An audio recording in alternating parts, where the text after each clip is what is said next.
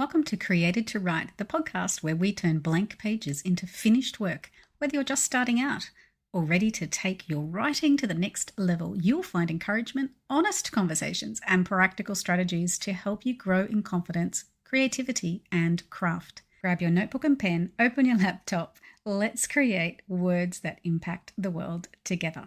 Today I have with me Ruth. How are you today, Ruth? I'm really well, thank you, Michelle. How are you? Very well, thank you. Now, what is your pen name? Is it your full name or Yeah, Ruth Embry. That's Ruth Embry? yeah. So tell me, what made you first want to write? That's a funny question. In that, if I'm bluntly honest, I it was a bit of a second prize. I wanted to speak, but I got the opportunity to write. But as I unpacked that and started doing that, I realized it had always been there in me. I'd always enjoyed words, even as a child. I was fascinated by words and unpacking words. And I come from a very heavy math science background. Two older brothers, my dad were all into math science, and that was valued in my home, not the language stuff. But I've realized as I got older that I'm a language person. I love language and yeah, that sort of stuff. So yeah, that sort of began a journey. I ended up for 3 years writing a short piece, which is kind of like a blog, really, three to 500 words every week for my church. And I still get encouraged by people some 15 years later. I've still got those things you wrote. That used to be the highlight of my week. So it was a very encouraging time. And I think it was when that ended, someone said to me, "Oh, you should write," because they're going, "What are you going to do? You're not writing any, you're not doing this anymore. What are you going to do?" And I said, "Oh, I don't know, and I did start, I thought blogging was it. And a friend said, "You should write a book." And I'm going, "A book?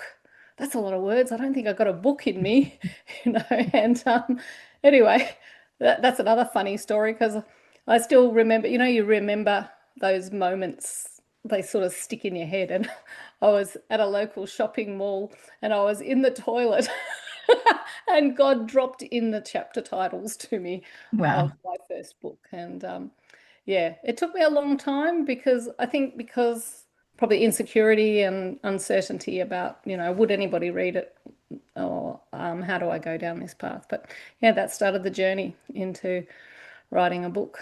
Um, Yeah. The yeah. fears of most authors. Oh, yes, yes, yeah. Yeah. So what does your writing routine look like? Yeah, there isn't really a huge routine for me. I remember reading something on our group where I met you, on Facebook, and somebody said, "Are you a planner or a plotter or something, or a pantser?" And I'm like, "Yeah, definitely pantser. I fly by the seat of my pants." And I was talking to someone actually yesterday about, we do what our priorities are. And for me, that's one of the things that I probably struggle with, which is a different question. But when you don't have an external deadline, someone else is setting for you, it's very easy to allow other things to come in and take over that sort of stuff. So that said, when I set myself a deadline that is external, I will sit down and do a lot of writing and, spend days doing it. Other times I go, "Oh, I'm going to set aside Thursdays as my writing day." And inevitably something happens, or, you know, somebody needs ministry, or somebody wants to catch up with coffee, and that gets so there's not a schedule as such. I'd like to do more of that, and that's one of my tensions that's continual of, do I value what I'm doing, and do I treat this like a real job or just a part-time hobby? And That's so true. Hey, we put in what's most important to us into our schedule first, and yeah, everything else falls in around it. And sometimes writing isn't as important as yeah, other things like hanging out with friends. yeah, yeah. And relationships are important. You can't, Absolutely. yeah, live without Yeah. it. And so you're self-published. Yes, yes. What's the hardest part about that? Well, again, those deadline things, you're setting the deadlines. Mm. My last book, I set the deadline because I published two at the same time, and I set the deadline by having a book launch date. And it was okay. It was a very different process in that book, it's only short, it's only about 80, 90 pages, but it took me 2 weeks really to write. Not what I'd encourage people to do to themselves, but it just shows when you put those deadlines in, things can happen. And Yeah. yeah, so there's that side of it. I don't have, that's one of my struggles is writing a book is a financial investment. Hmm. I've always been good with the sort of editing stuff. I look back and I was one of those horrible people in classes, even as a young adult. If you hand out a handout back in the days when you got handouts, and I would pick the mistakes in it in like less than a minute. Spelling mistake here. You missed a comma. Wrong word. And I've had to tone that down, but I have that ability to pick that stuff up, but you still don't with yourself. So who do you get to help you with editing without it costing you thousands of dollars?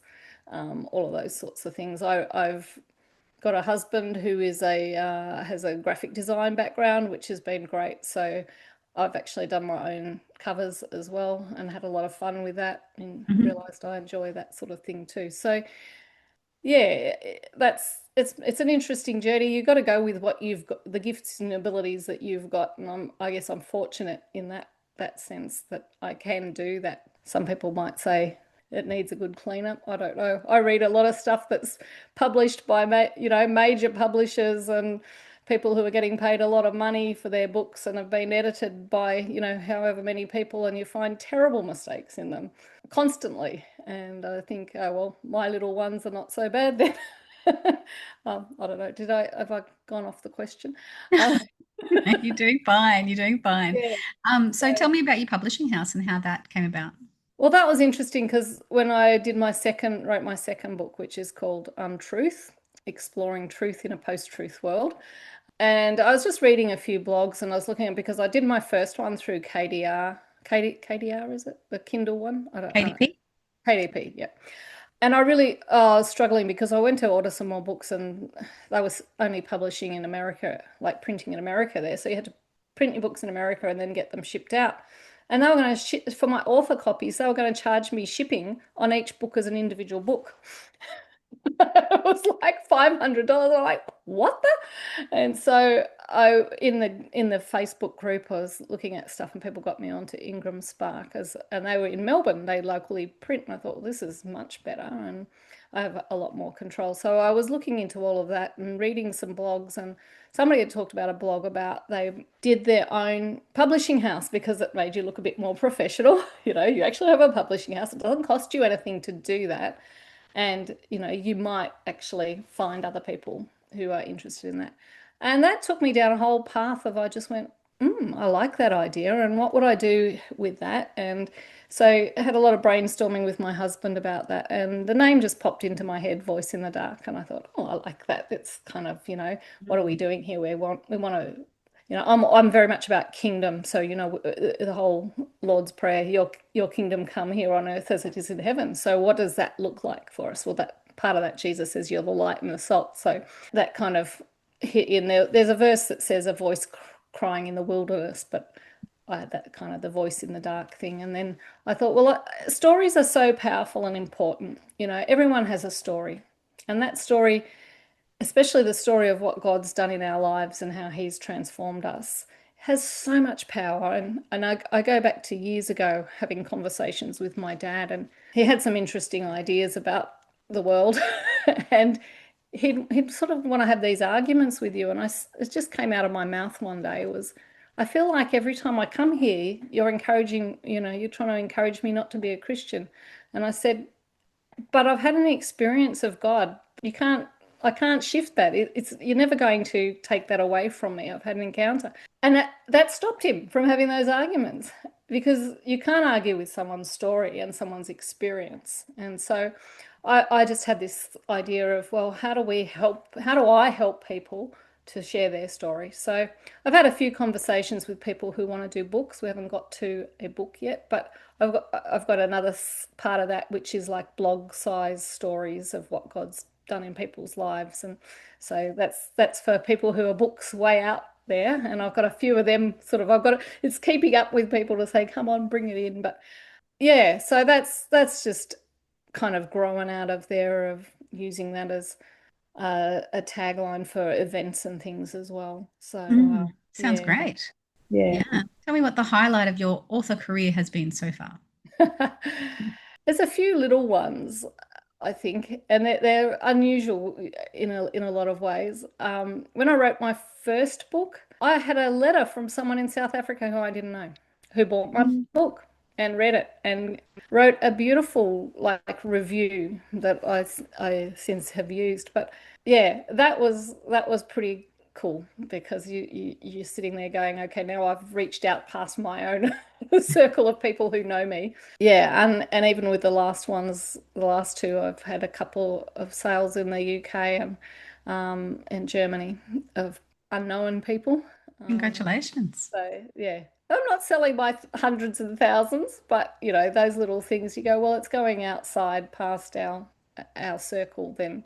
And what if it's for the one? Exactly, exactly. Mm. And that's one of those tensions again as an author. You spend so much time on these things, putting them out there, and you go, I want to see them get further than Yeah. just a few people. But yeah, we don't know the impact that has. It's the ripple effect, isn't Ripple it? effect. Absolutely. I agree. I agree. So looking forward, what are you most excited about in the future? I come back to our input in Uganda. Yeah, I was We supposed to chatted about that before I started yeah, recording. I'm sort of going, okay, do I go there? Yeah, so one of the things that we've been doing is we have a connection in Uganda. We have a couple, and we've had a passion for other nations for a long time.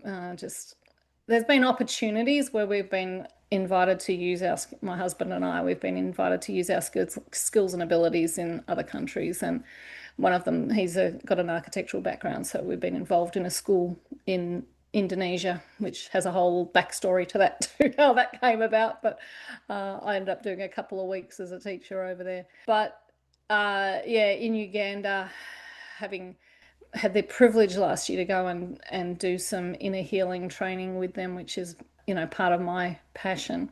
And so looking forward to going back and doing some train the trainer work over there. But yeah, that's part of that is my next book, as I said, of looking at how as Christians that we all know about body health and care about body health, but we're catching up with the rest of the world of realizing what's going on in our inner world is just as important, if not as more important than our bodily health. And how do we live in a space that has that health, not waiting until we hit trauma or we hit breakdown or depression or whatever, but there are tools out there, and they're not new things. A lot of these are things that have been around for hundreds of years, if not more, that they're resurfacing, and skills and abilities of just how we connect with God and bring his reality into our space and see our lives through his reality instead of our circumstances and our past.